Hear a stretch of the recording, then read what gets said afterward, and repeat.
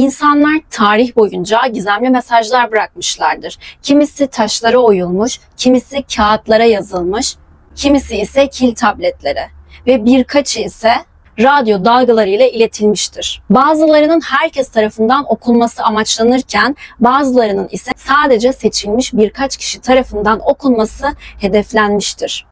Ancak bunların hepsi anlaşılamadı. Bazıları ise hiç kimsenin çözemediği kodlar ve şifrelerin ardında kilitli kaldı. Bunlar basit bulmacalar değil. Bunlar en parlak beyinlere meydan okuyan, en büyük şifre çözücüleri hayal kırıklığına uğratan ve modern yapay zekanın gücüne direnen mesajlar. Bazıları yüzyıllardır varlığını sürdürüyor, bazıları ise son birkaç 10 yıldır varlar ve onları hala çözmek isteyenlerle alay ediyorlar. Birkaçı unutulmuş bilgileri, gömülü sırları veya henüz keşfedemediğimiz bir gerçekliğin anahtarını barındırıyor olabilir. Diğerleri ise hiçbir yere varmayabilir, sadece yanıltmak, kafa karıştırmak ve merak uyandırmak için tasarlanmış olabilir. Bu videoyu araştırırken çok zevk aldım, çok hoşuma gitti ve size bu videoda tarih boyunca en ünlü şifre çözücülerin, CIA'in ve nicelerinin çözemediği şifreli yazılardan bahsedeceğim. Lütfen videoyu sonuna kadar izlemeyi, videoyu beğenmeyi, abone değilseniz abone olmayı unutmayın. Birincisi Wojek el yazmaları. Yazarı bilinmeyen bu kitap daha önce hiç kullanılmayan bir dili barındırıyor. İçerisinde garip bitkiler, gökyüzümüze uymayan gök cisimlerinin şemalarını, yüzlerce sayfa sembolleri içinde bulunduruyor. Özenle mürekkeplendirilmiş ve yüzyıllardır saklanmış bu kitap dünyadaki en ilginç kitaplardan belki de ilk sırada yer alıyor. 1912 yılında Wilfred Wojek isimli antika kitap satıcısı tarafından keşfedildi. Bu ortaçağ el yazması onu anlamaya yönelik her türlü girişime meydan okudu. Radyokarbon tarihlemesi yazının 1404 ile 1438 yılları arasında yazıldığına ancak kayıtlı hiçbir dilde yer almayan karakterlerden oluşan bilinmeyen bir yazıyla yazıldığını gösteriyor. İçerisindeki bazı semboller harflere benzetildi, diğerleri ise sayılara. Ancak bir asırdır kitabın üzerindeki yapılan araştırmalar sonucunda tek bir kelimesi bile çevrilemedi. İçerisinde henüz tanımlanamayan bitkiler, bilinen takım yıldızlarıyla uyuşmayan astronomik çizimler, sıvı havuzlarda insan figürleriyle dolu. Bazı sayfalar haritalar gibi açılarak karmaşık yıldız çizgileri ve birbiriyle bağlı sembollerden oluşan ağlar ortaya çıkarıyor. El yazısı titizlikle yazılmış, mürekkep ustalıkla uygulanmış ancak tüm bunların ardındaki anlam hala bir sır olarak kalıyor. Yıllar geçtikçe haliyle sayısız teori ortaya atıldı. Bazıları bu el yazısının Orta Çağ'da koleksiyoncuları kandırmak için hazırlanmış karmaşık aldatmacalardan ibaret olduğunu söylerken, diğerleri ise onun bilinmeyen bir dil, sadece yazarının bildiği sembollerle kodlanmış, unutulmuş bir lehçe olduğu konusunda ısrarcı. Bazıları bunun zamanla kaybolmuş kadim bilgilerle dolu şifreli bir tıbbi metin olabileceğini öne sürüyor. Hatta bazıları ise bu kitabın bizim dünyamıza ait olmadığı ve farklı boyutlardan aktarıldığını söylüyor. İkinci gizemli yazıtımız ise CIA'in merkez binasının bahçesindeki bu heykel. CIA'in merkez binasının dışında herkesin gözü önünde dünyanın en ünlü çözülmemiş kodlarından birini içeren bir heykel duruyor. Adı Kriptos. Yunanca gizli anlamına geliyor. Ve 30 yıla aşkın bir süredir dünyanın en iyi kriptografları, istihbarat analistleri ve bulmaca meraklılarının dikkatini çekiyor. Sanatçı Jim Sanborn tarafından 1990 yılında yaratılan heykel, yüzeyine 4 şifreli mesajın kazındığı kavisli bakır levhalardan oluşuyor. Bu mesajlar bütününün 3'ü çözüldü, sonuncusu ve en önemlisi 4. bölüm hala çözülemedi. Kodun ilk bölümünde şiirsel bir cümle yer alıyor. İnce gölgelendirmeler ve ışığın yokluğu arasında illüzyon nüansı yatıyor. İkinci bölüm ise gizli kazılarla ilgili bir metin içeriyor. Üçüncü bölüm Thomas Jefferson'un gizli yazışmaları ve mezarının keşfiyle ilgili temalar içeriyor. Dördüncü bölüm ise yaklaşık 97 karakterden oluşuyor ve bugüne kadar tam anlamıyla çözülemedi. Yıllar boyunca dünyanın en iyi kodlayıcıları bu şifreyi çözmeye çalıştı. CIA ve bağımsız kriptograflar bu metnin üzerinde çalıştı fakat çözemediler. Sanborn kodlayıcıları yol boyunca yardımcı olması için sadece 2 küçük ipucu sundu. Berlin kelimesi ve saat kelimesi. Ancak bunların ne anlama geldiği ve nihai çözüme nasıl uyduğu henüz bilinmiyor. Bazıları 4. bölümün daha derin bir sırra sahip olduğunu söylüyor. Ve ancak 4 bölümün de çözülmesiyle birlikte o sırrın ortaya çıkacağını öngörüyorlar. Bazıları ise yaratıcısından daha uzun süre varlığını sürdürmesi açısından bir bulmaca olduğunu düşünüyor. Heykel adeta şifre biliminin sanatla buluştuğu bir sembol haline geldi. 3. gizemimiz ise Tamam Şat vakası. Şifreli bir notla örtülmüş bir cinayet. Bu tarz kriminal olaylar benim çok ilgimi çeker ve okurken beni çok heyecanlandırır. Eminim bütün bu anlatacaklarım arasında en dikkat çekici, en ilginizi çekenlerden biri şu an anlatacağım olacak. Avustralya'da bir plajda üstünde takım elbisesi olan ve duvara yaslanmış ölü bir adam bulundu. Üzerinden herhangi bir kimlik çıkmadı. Hatta giysilerinin etiketleri bile sökülmüştü. Araştırmalar sonucunda şahsın tanımına uyan herhangi bir kayıp raporu da bulunmamıştı. Cesedin yakasında içilmiş yarım bırakılmış bir sigara izmariti bulundu. Cebinde ise çok önemli bir ipucu vardı. İnce ve küçük bir şekilde katlanmış bir kağıt parçası bulundu. İçerisinde de Tamam Şut yazıyordu. Bu ifade Ömer Hayyam'ın Farsça şiir kitabı olan Rubaiyattan gelmekteydi. Anlamı ise bitti, tamamlandı demekti. Peki ne bitti, ne tamamlanmıştı? Adamın otopsi sonucunda vücudunda organlarının sanki bir zehirlenme sonucunda oluşan görünüme sahip olduğu ortaya çıktı. Fakat kanında ve vücudunda herhangi bir zehir bulunmadı. Dişleri ve parmak izleri bilinen hiçbir kayıtla uyuşmuyordu. Ama asıl olay bundan sonra yaşandı. Polis notun bulunduğu kitabı bulmak için bir ilan verdi. Çünkü bu not bir kitabın sayfasından yırtılmış gibiydi. İlandan sonra bir adam polis karakoluna başvurdu ve arabasının arka koltuğunda bu sayfası yırtılmış Rubaiyat kitabını bulduğunu söyledi. Kitabın içinde 5 satırdan oluşan şifreli bir mesaj ve bir telefon numarası vardı.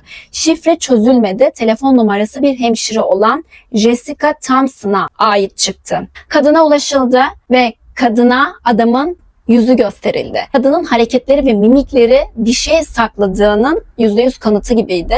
Ama herhangi bir şey söylemedi. Kadın adamı tanımadığını söyledi ama ifadeleri arasında tutarsızlıklar vardı. Ailesi de yıllar sonra yaptıkları itirafta annelerinin bu konuyla ilgili daha çok şey bildiklerinden şüphelendiklerini söylediler. Bu ceset Somerton adamı olarak adlandırıldı ve bazı teoriler ortaya atıldı. Soğuk Savaş zamanına ait bir casus olabileceğini düşünenler vardı. Bazıları ise onun yasa dışı bir ilişkiye veya bir suç örgütüne karıştığını iddia ettiler. Temmuz 2022 yılında Profesör Derek Abbott, Somerton adamının 1905 Melbourne'da doğan bir elektrik mühendisi ve alet yapımcısı olan Carl Charles Webbs olduğunu belirlediğini duyurdu. Ancak ölüm koşullarının ve o notun ne anlama geldiği hala büyük bir sır. 4. gizemimiz ve yine Somerton adamı kadar ilginizi, hatta daha fazla ilginizi çekebilecek bir olay. Zodyak katili ve çözülmeyen kodları. Bir dizi vahşi cinayet, polis ve basına meydan okuyan bulmacalar, tehditler ve ürpertici vaatlerle dolu gizemli mektuplar gönderen bir katil. İnsanları öldürmeyi seviyorum çünkü çok eğlenceli diyordu. Zodyak katili 1968 ile 1974 yılları arasında Kuzey Kaliforniya'da terör estirdi. En az 5 doğrulanmış cinayetin sorumluluğunu üstlendi. Ama toplam cinayetlerinin 37 olduğu düşünülüyor. Diğer seri katillerin aksine gecenin karanlığında kaybolup gitmek istemedi. Aksine insanlar tarafından bilinmek istiyordu. Ve dünyanın onun bıraktığı kodları çözmesini istiyordu. Bıraktığı 4 kodtan biri çözüldü, biri kısmen çözüldü, son ikisi ise çözülemedi. İlk kod Z408. 1969'da San Francisco'da bir gazeteye gönderilen ilk şifreydi. 408 karakter uzunluğundaydı. Bir öğretmen ve karısı tarafından çözüldü. Mesaj, Zodyak'ın insanları öldürmenin verdiği hazdan bahsettiği psikopatça bir metindi. Ancak mesajın sonunda adımı burada bulacaksınız dese de ismi şifrede yoktu. İkinci şifre Z340'tı. kısmen çözüldü. 340 karakterli bu kripto 51 yıl boyunca çözülemedi. 2020'de bir ekip Avustralya, Amerika ve Belçika'dan siber güvenlikçiler tarafından çözüldü. Umarım eğlenceliydi. Cehennemdeyim artık. İşim bitmiş değil. O odada değildim ve TV gösterisi hakkında konuşmak istemiyorum. Bu çözümde de yine Zodiac'ın ismine ait herhangi bir kelime yoktu. Son iki kodumuz, şifremiz ise henüz çözülemedi. Z13 sadece 13 karakter uzunluğunda kısa bir şifreydi. Zodiac ismim diyerek başlamıştı ama çözülmesi zor çünkü çok kısaydı. Kod çözücüler bunun Zodiac'ın gerçek ismi olduğunu söylediler fakat çok kısa bir kod olduğu için çözülmesinin imkansız olduğunu eklediler. Z32 ise 32 karakter uzunluğundaydı. Zodiac bu şifreyle bir bombanın yerini açıklayacağını söyledi. Gerçekten bomba olup olmadığı bile bilinmiyor ama şifre çözülemedi. Hepsini de gazetelere yollamıştı ve çözülmesini istemişti. Bu konu hakkında daha detaylı bilgileri olanlar lütfen yoruma yazsın. Daha 5 başlığımız olduğu için maalesef bu konuyu kısa kesiyorum. Faistos diski. İnsan elinden daha büyük olmayan, hiç kimsenin çözemediği sembollerle kaplı tek bir kil disk. Tarihte başka hiçbir yerde görülmeyen bir dil, 3500 yıldan uzun süredir okunmamış bir mesaj.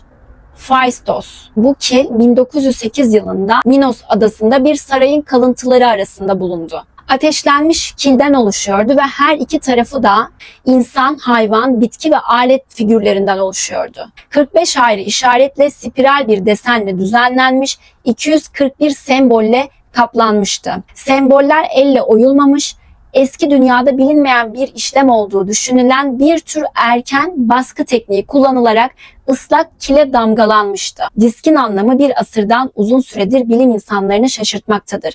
Semboller tanıdık ve garip resimlerin, insan figürlerinin, hayvanların, aletlerin, bitkilerin ve soyut şekillerin bir karışımını tasvir etmektedir. Bazıları Minos uygarlığının Minoa diline benzetmiştir bu üzerindeki harfleri fakat onlarla da tamamen örtüşmemiştir. Bazıları bir ilahi veya bir dini metin, unutulmuş tanrılara sunulan bir dua olduğuna inanıyor. Diğerleri bunu yasal bir belge yasaları ve kararnameleri kaydetmeye yönelik erken bir girişim olabileceğini düşünüyor. Bazıları ise bunun bir oyun tahtası, çocuk oyuncağı olabileceğini bile düşünüyor. Kimse bu diski çözemedi çünkü bu diskin üzerindeki bu karmaşık yapıların başka bir örneği yok. Yazının daha fazla örneği olmadan da bu yazıların çözülmesinin imkansız olduğu söyleniyor. Sharkborough yazıtı. İngiltere kırsallığının derinliklerinde Sharkborough Hall'in bahçelerinde 200 yıldan fazla bir süredir açıklanması zor sembollerle kaplı bir anıt duruyor. Çoban anıtı olarak bilinen taş oyma klasik bir resmin karartmasını içeriyor. Çobanlar altlarına oyulmuş bir yazıyı işaret ediyor. Yazının kendisi basit ama çok şaşırtıcı. Yazıyı buraya ekliyorum. 10 harften oluşuyor, açıklama yok, boşluk yok. 18. yüzyılda zengin bir gizli toplulukla bilinen bağları olan aristokrata ait olduğu söyleniyor. Bazıları çözülmemiş bir kod olduğuna ve kutsal kasenin yerini ortaya çıkarabileceğine inanıyor. Bazıları ise bunun tapınak şövalyelerine ait ve kutsal kasenin yerini ortaya çıkartabilecek bir şifre olduğunu iddia ediyor. Diğerleri bunun yasak bilgiye sahip olanlar tarafından geride bırakılan bir sır olan masonik bir şifre olduğunu düşünüyor. 17. yüzyılda gelişen karanlık bir mistik tarikat olan Rosicrucian ile bağlantılı olduğuna inanıyor. Evrim teorileriyle ünlü Charles Darwin bu yazıyı çözmeye çalıştı. Charles Dickson da aynı şeyi yaptı. 2004 yılında Bletchley Park'tan kodlayıcılar şifreyi analiz etti ancak bir sonuca ulaşamadı. Kimse bu harflerin neyi ifade ettiğini hala bilemiyor. 1933 Şangay Altın Külçeleri Gizemi. Gizemli sembollerle kaplı, sayılarla damgalanmış, garip Çince karakterler ve bilinmeyen kodlarla dolu altın külçelerin milyonlar değerinde bir servet olduğunu söylüyor. Ancak altından daha değerli olan altınların üzerine kazınmış bu gizli semboller. İddiaya göre 1933 yılında 7 altın külçe Şangay'daki bir general olan Wangsa hediye edildi. Eski yazılar ve finansal kayıtlara referanslarla kazınmış külçeler, bazıları geleneksel şifreleme tekniklerine benzeyen ızgara benzeri desenlerle düzenlenmişti. Çince karakterler, Latin harfleri ve sayısal dizilerin bir karışımını içeriyordu. Çince yazılarda Amerika Bankası'nın Şangay Şubesi'ne yatırıldığı iddia edilen 300 milyon doları aşan önemli bir işlemden bahsedildiği söyleniyor. Bazıları ise yazıların Çin ve Amerikan bankaları arasındaki gizli savaş zamanı işlemlerinin ayrıntıları ortaya çıkardığını iddia ediyor. Diğerleri ise 2. Dünya Savaşı sırasında saklanan kayıp altın rezervlerinin kodlanmış bir kaydı olduğunu söylüyor. Birçok şifre çözücülerin, tarihçilerin çabalarına rağmen bu kodlar hala çözülebilmiş değil. Bir şifreleri ve asla bulunamayacak bir hazinenin gizemi. Virginia tepelerinde gömülü bir sır, bugünün parasıyla 60 milyon dolardan fazla değerde olduğu söylenen altın ve gümüşten oluşan gizli bir servet. Hiçbir zaman çözülememiş bir şifrelemenin arkasına kilitlenmiş 3 kodlu mesaj. 1980'lerde Thomas Bill isimli bir adam Amerika'nın batısında arama yaparken çok büyük bir hazine buldu. Ama bunu taşıyamayacağını bildiği için hazinenin yerine şifrelerle kodlayacağı bir dizi eylem gerçekleştirdi. Hazinenin yerini 3 ayrı şifre ile şifreledi. Kodun anahtarını bilinmeyen bir yere kilitledi. Belgeyi ve mesajları içeren demir kutuyu da Virginia'daki bir hancıya emanet etti ve sonra ortadan kayboldu. Onlarca yıl sonra kutu açıldı. İçerisinde de rastgele rakamlardan oluştuğu düşünülen 3 sayfalık bir kağıt vardı. İkinci şifre 1885'te anahtar bağımsız bildirgesi kullanılarak kırıldı ve gizli hazineyi ayrıntılı olarak tanımlayan bir mesaj ortaya çıktı. Yer altına gömülü altın, gümüş ve mücevherleri tarif ediyordu. Ancak diğer 2 şifre hala çözülemedi. Birinin hazinenin tam yerini çıkardığı ve diğerinin de onu keşfeden adamların isimlerini listelediği söyleniyor. Ancak anahtar olmadan bunların hiçbir anlamı olmadı. Rohang yazıları var olmayan bir dil. Tarihte başka hiçbir yerde görülmeyen bir alfabe kullanılarak bilinmeyen bir dilde yazılmış 400 sayfadan fazla gizemli yazıyla dolu bir kitap, bilimciler ve kriptografların bile tek bir cümleyi dahi çözemeyeceği kadar tuhaf bir metin. Şimdiye kadar en gizemli, en kafa karıştırıcı el yazmalarından bir tanesi. Kimse tam olarak Rohang'ın nereden geldiğini bilmiyor. Bu el yazısının bilinen en eski kaydı Macaristan'da bulunduğu 19. yüzyılın başlarına kadar ulaşıyor. Adını Rohang şehrinden almıştır ve yıllarca burada saklandıktan sonra Macaristan Bilimler Akademisi'ne teslim edilmiştir. Ancak kapsamlı çalışmalara rağmen kimse bunun ne zaman veya neden yazıldığını belirleyememiştir. Yazının kendisi daha önce görünen hiçbir şeye benzemiyor. Yaklaşık 200 farklı sembolden oluşuyor ve bazı harfler eski Macarca, Sanskritçe veya erken Rumen yazılarına benziyor. Bilinen hiçbir dil sistemine uymuyor ve sağdan sola veya soldan sağa hiçbir net desen de izlemiyor. Profesyonel kod çözücüler ve yapay zeka destekli çabalar dahil olmak üzere hiçbir girişimle bu el yazmaları bugüne kadar okunamadı. Evet, bugünkü videomda bu kadardı. Umarım izlerken keyif almışsınızdır. Beğenilerinizi, yorumlarınızı ve takiplerinizi bekliyorum. Bir sonraki videoda görüşmek üzere.